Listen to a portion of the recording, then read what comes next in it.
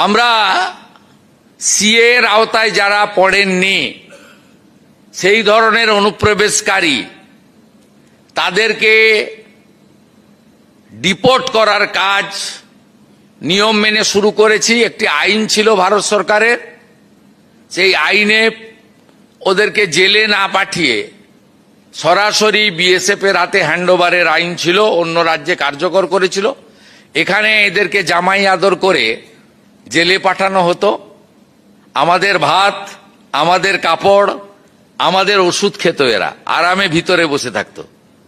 এবারে একবারে সরাসরি হোল্ডিং স্টেশন বানানো হয়েছে বর্ডারের জেলাগুলিতে। সেখান থেকে এখন অবধি 4800-কে ওপার পাঠিয়ে দেওয়া হয়েছে। আর এখন আমার হাতে আছে হোল্ডিং স্টেশনে 836 জন। তাদেরকেও আমরা তাড়াতাড়ি খাইয়ে পরিয়ে ওদিকে পাঠানোর ব্যবস্থা করছি। এটা প্রক্রিয়া চলবে, এটা একটা বড় ইস্যু ছিল।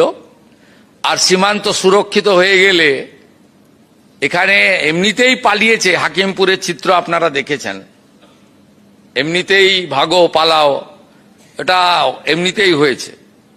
এটা অগ্রাধিকার, নইলে দেশ সুরক্ষিত থাকতো না। বাংলা তো অনেক আগেই ডেমোগ্রাফি চেঞ্জ হয়ে গেছে, আপনারা সবাই জানেন।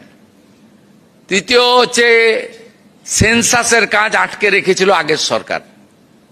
আমরা সেন্সাসের কাজ শুরু করেছি, জনগণনা। আগামী 1 আগস্ট থেকে 15 আগস্ট বাড়িগুলোতে সার্ভে হবে, কত বাড়ি। আর 16 আগস্ট থেকে 14 সেপ্টেম্বর বাড়িতে কতজন আছে সেই জনগণনা হবে। এটা খুব গুরুত্বপূর্ণ।